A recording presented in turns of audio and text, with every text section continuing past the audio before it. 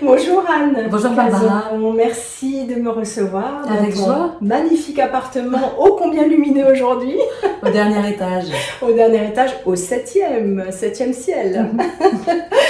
Alors, j'ai tenu à te rencontrer parce que tu es une femme multitalent, multipotentielle, on va en parler. Tu as beaucoup d'activités, j'ai eu du mal à faire une liste de tout ce que tu fais. En fait, c'est que je m'ennuie vite. Ben, c'est ça, ouais, hein, tu as vite fait le tour de la question. Donc moi j'ai marqué coach, auteur, conférencière. La Voix de l'être, c'est le nom de ton site, donc ça, c'est déjà tout un programme. Tu fais également, tu proposes des retraites chamaniques, des stages, des constellations familiales. Où vas-tu t'arrêter, ma chère Anne? Alors ça a l'air un peu disparate comme ça, un peu dans tous les sens. En fait, il y a quand même une colonne vertébrale à tout ça, un fil évidemment, ouais. C'est un jeu de pistes depuis le début. Je dirais que le début a commencé par le silence, la langue des signes, qui en fait aujourd'hui, ce que je regarde aujourd'hui en face comme une grande connexion à bien plus grand. Je me bouchais les oreilles à 5 ans en me demandant ce qu'un sourd entendrait. Je pense que j'entendais déjà beaucoup de choses, j'ai une grande de perception et je sentais que je grandissais dans un environnement dans lequel c'était un peu bizarre. J'ai très vite senti des regards un peu bizarres sur ce que j'étais, qui j'étais, ce que je disais. Et j'ai un peu refermé ça pour être aimée, pour me faire ma place dans la fratrie. Pour passer dans le moule. Voilà, pour passer un peu entre les gouttes. Ouais. C'est quand même revenu très fort, notamment sur la langue des signes. Donc j'ai commencé à apprendre la langue des signes à 14 ans. Pourquoi, excuse-moi, je t'interromps, pourquoi la langue des signes? Est-ce qu'il y avait quelque chose dans ta famille qui faisait que tu avais besoin de l'apprendre? Alors, il n'y avait personne de sourd dans ma famille. Ce que je comprends aujourd'hui, c'est, je pense qu'il y avait une partie de moi qui était sourde à elle-même. Donc, je vais revenir, je dirais, d'abord chez moi. Et peut-être un endroit que j'ai senti mes parents sourds à qui j'étais ou à ce que je disais aussi. Je dirais que c'était d'abord ça. Plus au sens symbolique de ce que ça peut signifier. Tout à fait. J'avais très envie d'être un pont entre deux communautés. Ça m'intéresse beaucoup, de faire des ponts de manière générale entre ceux que l'on entend, ceux que l'on n'entend pas. C'est ce qui motivera ensuite pour aller vers du journalisme, à tendre, comme tu le fais là aussi, des micros vers des gens qu'on entend peut-être un peu moins que dans les grands médias. D'aller vraiment récolter cette parole, qu'elle soit diffuse, entendue, et qu'elle puisse vraiment se faire, être médium. Tous les gens qui travaillent dans les médias sont vraiment appelés par la médiumnité et donc être ce canal-là, créer son propre média peut-être. C'est très joli parce qu'effectivement, je le dis pour celles et ceux qui nous écoutent et nous regardent, tu es passé par le journalisme, effectivement. On t'a vu sur Europe 1, tu disais France Inter aussi. Radio France, j'ai passé une vingtaine d'années dans les médias et c'est vraiment cette idée de... Je pense qu'une part de moi était au dernier rang, se voyait au dernier rang de plein d'espaces. J'avais créé un concept qui s'appelait Au dernier rang, justement, où j'allais interviewer des gens qui étaient au dernier rang d'un meeting politique, au dernier rang d'une assemblée de copropriété, au dernier rang d'une réunion de classe parents-prof, d'un concert. Où du coup, les gens au dernier rang sont un peu moins investis a priori. Et donc, qu'est-ce qui se raconte dans ces espaces-là quand on est un peu loin de là où ça se passe et en même temps en lien avec? Et donc je sens que j'étais un peu au dernier rang de ma vie à ces endroits-là, donc un peu dedans, un peu dehors. J'ai beaucoup promené mon micro dans ces espaces-là. Et puis de plus en plus, le micro, je l'ai rapproché de moi. J'avais besoin d'entendre ma voix, donc je suis devenue journaliste à faire les infos. Avec, à l'époque, je pense, moins de conscience que je n'en ai peut-être aujourd'hui parce que je mesure combien il me serait impossible aujourd'hui de faire les flash infos, d'être cette voix de l'AFP. C'est pas très intéressant fondamentalement de recracher des dépêches depuis une petite rédaction à 3h du matin. En effet, il y a moins de créativité que dans ton métier actuel et dans la voie que tu as choisie. Je sens qu'à l'époque, en fait, j'avais vraiment besoin d'être entendue et surtout très entendue par mes parents et je vois bien que j'avais peu de conscience de qui pouvait écouter. J'avais un peu l'impression de faire de la radio dans une salle de bain. Et je voyais combien, et ce que je regardais aussi auprès de mes confrères consoeurs de radio, les jeux qui se passaient de tu m'as grignoté 3 secondes sur ma chronique, et le plaisir et la satisfaction personnelle que je goûtais quand je recevais un texto de ma mère qui me disait super chronique aujourd'hui. Et je voyais combien il y avait quelque chose de la petite fille qui avait besoin d'être entendue là-dedans. Et on est très nombreux à être passés ou à être encore un peu dans les médias. Il faut voir des animateurs faire des coucous à maman, à la fin de leur émission. Tant qu'on le regarde très en face, je dirais, tu sais, assumer, ça va mieux en le disant. Alors justement, parmi les choses que j'ai lues en préparant cet entretien, j'ai lu que tu te décrivais comme une chamane du bitume. Je trouve ça tellement joli. Tu peux développer? Oui, c'est vraiment une appellation, un nom de code presque que j'ai reçu dans un rêve, dans une vision un peu très fort il y a 4-5 ans. Et je crois que ça me... Alors, c'est le livre que je suis en train d'écrire parce que je sens que c'est très juste en fait, que j'ai trouvé une forme de voix qui est la voix chamanique qui est venue me chercher un peu par la peau des fesses à des endroits pour me ramener dans quelque chose de plus incarné. La radio, les ondes, c'est un peu aérien, c'est un peu là-haut. À cette époque, j'avais beaucoup de robes avec des plumes, des étoiles, donc très là-haut et pas très incarné. Et je vivais difficilement le fait de ne pas pouvoir justement amener dans la matière davantage mes projets, davantage mes documentaires, davantage mes projets radio. Et c'est vrai que c'est comme si je dupliquais, je remettais des bûches dans le fait que tout ceci était très aérien, très là-haut. Très connecté vers là-haut, mais moins enraciné vers le bas. Et disparaissait. Et c'est vrai que je voyais quand même le livre, le solide, la sculpture. D'ailleurs, je suis passée par la sculpture pour vraiment ramener ça dans la terre, dans le concret. Et d'aller faire vraiment des allers-retours, c'est vraiment ça l'objet du livre aussi, d'espace vraiment dans la forêt, dans la nature très chamanique, très connecté aux éléments, et de ramener ça dans le vivant, dans le bitume. J'avais, lors de toutes ces années d'apprentissage, d'évolution, dans ces retraites, on est tous assis en tailleur, auprès d'un enseignant, dans une magnifique bâtisse au fin fond de la forêt, du Vercors, dans les Cévennes ou quoi au Caisse. Je trouvais ça super, j'organise aujourd'hui ces espaces-là, et en même temps je trouvais ça très dommage parce que je sentais que pour moi c'était des appels d'air, et puis je revenais dans mon petit vélo, dans mon petit mulet qui galopait, là, dans mon mulot, dans sa roue plutôt. Et je trouvais que c'était juste des respirations. Et de plus en plus, et c'est vraiment ce vers quoi je tends, de qu'est-ce que je fais de ça? Comment je le ramène dans le bitume? Qu'est-ce que je choisis d'en faire? C'est pas juste une retraite de plus, une formation de plus, une retraite de yoga de plus, mais comment je ramène ça? Et donc, de plus en plus, ce lien, ce va-et-vient entre la nature et le bitume, a pu vraiment davantage se mettre en place et comme une espèce de sas de vase communicant. Et qu'est-ce que je peux ramener? Et donc je m'essaye de plus en plus à ça, je dirais, et c'est de plus en plus le projet d'avoir un peu deux maisons, une maison dans la nature et une maison dans le bitume, avec des espaces de création, des espaces de retrait du monde. J'aime bien ce mot retrait, se retirer du monde, pour vraiment venir se rassembler et voir et retrousser ses manches pour pouvoir ensuite venir dans le bitume, proposer, insuffler quelque chose de nouveau. Aussi. Donc le bitume pour toi c'est un petit peu il y a une double connotation si je t'entends bien. Il y a cette connotation de dur, de quelque chose de physique, de lourd, le bitume c'est lourd. Et en même temps ça fait appel aussi à la cité, à la vie citadine. Et donc il y a ce que tu proposes, c'est cette respiration entre aller vers la nature et puis revenir ici en ville, mais en gardant en soi un petit espace de ce qu'on a vécu. Oui, et même comment est-ce que je peux l'incarner dans le monde. Je connais bien ce milieu du développement personnel, j'ai été journaliste là-dedans, j'accompagne aujourd'hui. Et je dirais que je suis un peu toujours en quête du bullshit dans tout ça.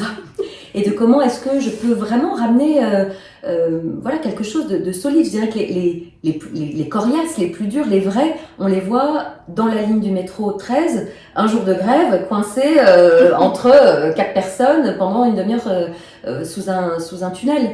C'est là que vraiment je peux aimer mon prochain, c'est là que la promiscuité subie peut générer en moi quelque chose de vraiment, ok, on est tous ensemble, on est tous reliés, de ce qu'on a tous vécu pendant la période des confinements, de pandémie. Et là, elle est vraiment très rapprochée. Et oui, je peux être en namasté et compagnie pendant une retraite. Là, je suis avec mes semblables aussi. Cet autre, c'est moi. Là aussi, je te vois en moi et donc et je me vois en toi. Et donc, comment est-ce que je compose avec ça aussi et pas juste dans des espaces d'entre-soi, de gens de conscience. Ça m'intéresse davantage en fait. Tout un programme. De toute façon, l'humanité est quelque chose qui t'intéresse, cette foi en l'humanité, cette recherche de on est tous frères et sœurs quelque part, sans rentrer dans l'idée du bisounours, etc. Mais c'est finalement ce qui a aussi présidé à la fondation de ton compte Insta, le fameux compte Insta qui a aussi aidé à te faire beaucoup connaître. C'était Merci à un inconnu, c'est ça? Oui, j'ai toujours une passion pour vraiment se vivre ensemble, se faire société. On le voit à chaque élection présidentielle, c'est vraiment, nous vivons dans une société multifracturée. Et donc comment est-ce que dans des espaces dans lesquels on peut rencontrer des semblables qu'on n'aurait pas l'habitude de rencontrer, donc que ce soit dans les transports en commun par essence.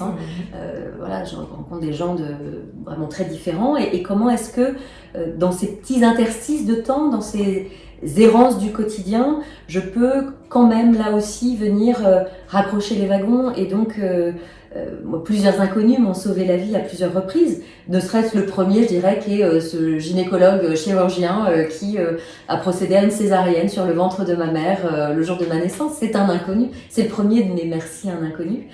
Et puis ensuite, si je m'y penche, et j'invite toutes celles, ceux qui nous regardent à se poser la question, tiens, si j'avais des inconnus à remercier, qu'est-ce que je remercierais? Et souvent la première question, c'est les gens se disent, oh ben non, finalement ma personne m'a aidé. Et au fur et à mesure, regarde, ah mais si, il y a ce monsieur là, dans ce voyage en Irlande, et cette dame l'autre jour qui m'a dépanné de 1 euro pour mon caddie, et ce monsieur qui, tu te souviens, il nous a aidé à pousser la voiture quand on s'était embourbé, et cette dame qui est venue, quand j'étais petite, perdue, me dire n'oublie jamais qui tu es, chère petite fille, et n'oublie pas tes talents.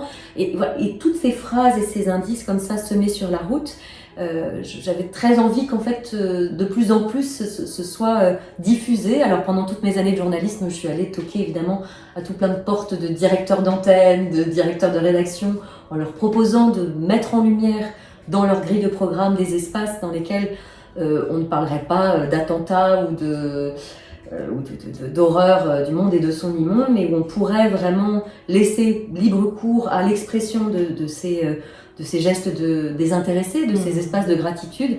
On m'a beaucoup rayonné à ce moment-là. Et puis au moment j'avais commencé quand même à Europe 1, lors d'une émission d'été, à convoquer un peu, à appeler les auditeurs à venir raconter ça à l'antenne. Et puis au moment de la pandémie, vraiment le tout début du premier confinement, au moment où c'était un peu dur, j'ai vraiment eu la guidance, l'intuition très forte, un peu Jeanne d'Arc, hein, j'ai un peu entendu. Alors maintenant, merci à un inconnu, c'est un compte Instagram. Ça s'est mal fini pour Jeanne d'Arc. C'est vrai. C'est comme quand je dis, genre, on a fait Thelma et Louise sans la fin, parce que sans le début aussi, parce que Thelma et Louise, ça commence pas très bien. Mais l'idée, c'était vraiment voilà, c'est comme si on me proposait un nouveau terrain de jeu pour promouvoir le geste désintéressé. Oui. Et donc, depuis 2 ans et demi, c'est ce compte Instagram qui est devenu un site internet, qui est devenu un livre, et qui est en fait un mouvement. Je sens vraiment comme un mouvement qui grandit, qui est vraiment comme une onde, quoi. Il y a un pavé qui a été jeté, et de plus en plus, ça grandit. Absolument. Et puis il y a vraiment, j'ai encore regardé ce matin pour avoir les chiffres actualisés, on est à 364 000 suiveurs sur Instagram. Donc ça veut dire que ton idée, elle parle aux gens, elle parle à une grande majorité des gens. Donc si tu veux, là tu as touché un point sensible et dans lequel il y avait un peu un vide finalement. Il n'y avait rien d'aussi clair, d'aussi facile, parce que c'est facile de publier sur ce compte Insta en fait. Oui, tout à fait, les gens m'envoient leurs histoires, et pour l'instant je fais des captures d'écran, voilà, je suis en train de préparer d'autres choses, j'aimerais vraiment, j'ai l'intuition très forte que quand je vois les affichages qu'il y a dans les transports en commun, l'autre jour je prenais un train dans une gare d'une ville de région, et ils avaient des énormes affichages de photos un peu conceptuelles qui mettaient en avant de l'art contemporain, et vraiment les photos étaient sordides, extrêmement effrayantes, de gens dans des grillages, de choses vraiment extrêmement effrayantes en 4x3 immenses. Et j'étais un peu en colère intérieurement, je me disais, mais là, s'il y avait, à vous, le petit garçon qui vous êtes approché de moi, alors que j'étais en larmes dans ce train, et qui m'avait tendu votre cookie tout mouillé, tout mâchouillé, en me disant, t'en veux, t'as l'air triste, je te le donne.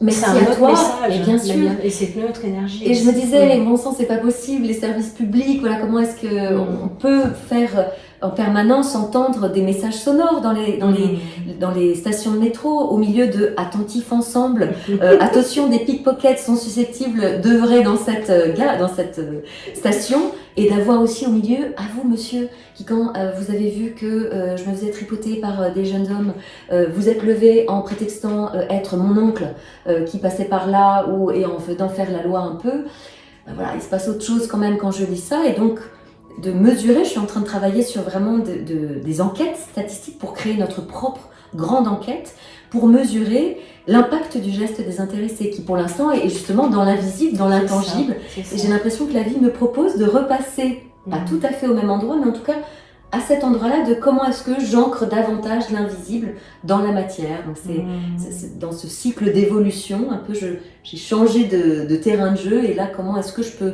faire comprendre à des gens qui pourraient potentiellement se sentir voilà, l'envie de donner de l'argent pour qu'on puisse venir dans les écoles, peut-être former des gens au merci en entreprise.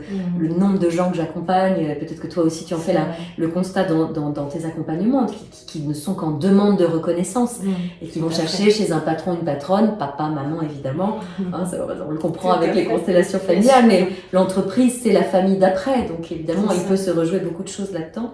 Et donc combien évidemment la stratégie du remerciement pourrait être très vertueuse. Absolument. Et ce cycle-là pourrait être très vertueux en entreprise. Oui, tout à fait. Elle rentrerait vraiment dans ce qui est maintenant, on parle de qualité de vie au travail, de responsabilité sociale et solidaire des entreprises, ça rentre vraiment là-dedans. Est-ce qu'on peut juste montrer le livre? Bien sûr. Parce que, voilà, il est magnifique, vraiment magnifique. C'est toutes les petites historiettes que racontent voilà, c'est un premier livre anonymes, quoi. C'est un premier livre avec, il y a celles qui sont un peu fortes et puissantes.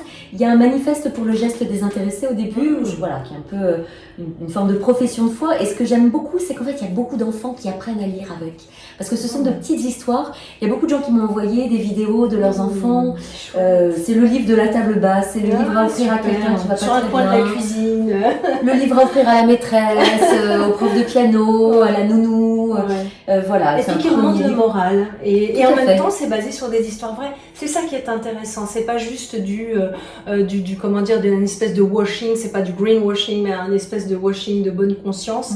En fait, c'est vraiment des choses qui sont arrivées. Tout est vrai. Et dont les gens ont témoigné. Et c'est pour ça aussi que j'ai enlevé les commentaires récemment sur Instagram, par exemple. Je fatigue un peu de cette société du tout commentaire, tout le monde donne un avis sur tout et surtout un avis. Et donc, je trouvais surtout antinomique en fait de poster des belles histoires et de voir en fait les croyances de chacun. C'est intéressant les commentaires parce que c'est les croyances de chacun. Bien sûr. Donc de ceux qui disent c'est pas à moi que ça arriverait. Ah bah ça, ce monsieur-là, j'aurais bien aimé qu'il soit là sur la ligne 4 la semaine dernière quand moi je suis tombée. Et finalement c'est contre-productif, c'est pas du tout ce que tu veux obtenir. Et donc voilà, j'ai enlevé les commentaires pour laisser de manière pure comme ça ces petites perles. Ces petites perles, c'est ça. Ça me rappelle un peu les perles qu'on lit de temps en temps, tu sais, sur tout ce qui se passe à l'éducation nationale, au bac et tout ça, les petits trucs qui font bien rire. Alors dernière question pour conclure cette interview, parce que je sais qu'on pourrait encore parler beaucoup d'heures, toi et moi. C'est sûr. Si je te dis que tu es une femme inspirante, que me réponds-tu? Généralement, je commence l'interview comme ça, mais avec toi, je l'ai fait dans l'autre sens. Alors, je réponds que je suis ravie parce qu'en fait, tout ceci est une grande chaîne. Il y a beaucoup de femmes qui m'ont inspirée, qui m'inspirent encore. Et si l'on me dit que je suis inspirante, c'est heureux pour moi parce que ça vient boucler une forme de boucle et je sens que je peux en ouvrir une autre. Et je sens que je suis dans plein de fermeture. C'est un automne un peu de deuil à un endroit pour moi, de deuil joyeux pour faire de la place à autre chose. Pour autre chose. Et je sens que je boucle des espaces, boucle des endroits. Et donc, peut-être si je peux être inspirante dans il est possible de traverser des aventures pour s'autoriser ensuite à en vivre d'autres, ça c'est chouette. Je sens par exemple que je ne serai pas accompagnante toute ma vie, tu vois. Journaliste, j'ai senti très vite que je ne serai pas journaliste toute ma vie. Merci à l'inconnu, on va voir ce que ça va donner. Et j'ai plein d'autres projets derrière et je sens que peut-être celle qui allume un peu le feu et ensuite qui peut déléguer, qui garde la vision, ça m'intéresse. C'est chouette. Et puis c'est inspirant, effectivement, pour nous les femmes en particulier, bien sûr pour les hommes aussi, mais c'est inspirant de voir qu'on peut vivre plusieurs vies. Oui. Et on n'est pas obligé de rester dans le carcan dans lequel on nous a mis, ou dans lequel la société nous a mis, ou dans lequel on a accepté de rester, bien sûr, hein, puisqu'on a notre responsabilité. Et de te voir là, pleine de projets, avec des projets divers et variés, et de t'autoriser à les vivre. Et déjà de dire maintenant, je vais peut-être encore en vivre d'autres, bah c'est super, quoi. Oui, et je pourrais même parler des projets personnels aussi là-dedans, parce qu'on parle aussi beaucoup du professionnel. Moi, pendant des années, la famille, le couple ne m'intéressait pas, vraiment. J'ai beaucoup travaillé sur mon propre chemin personnel. J'avais mis ça un peu à distance. Ça ne m'intéressait pas, alors que toutes mes amies se mettaient en quête d'un père pour leurs futurs enfants dont elles avaient les prénoms en tête. Et je sens bien que depuis quelques années, je vis une très belle histoire d'amour, de couple conscient, vraiment que nous construisons avec mon compagnon. Et pour moi, c'était inenvisageable de me jeter, entre guillemets, dans une aventure amoureuse de parce que je voyais des couples autour de moi. Et je m'étais vraiment dit, j'y vais seulement si c'est vraiment avec un être conscient avec lequel nous travaillons beaucoup, avec du dialogue de couple en permanence, de la thérapie imago de couple, et avec vraiment quelque chose de... Si j'y vais, je le fais pas à moitié en fait. Il y avait quelque chose de ça, et je me permets aussi de le dire que c'est aussi l'un des grands projets de ma vie là-dedans, de nourrir ça pleinement et de nourrir nourrir mon couple. C'est un projet aussi. Magnifique. Encore une inspiration de plus pour celles et ceux qui nous écoutent. Je te remercie beaucoup, Anne. Avec joie, Barbara. Et merci. J'espère pouvoir te rencontrer bientôt. Avec pour continuer joie. Cette conversation. Avec bientôt. À l'antenne ou hors antenne. À l'antenne ou hors antenne, exactement. Au revoir. Au revoir.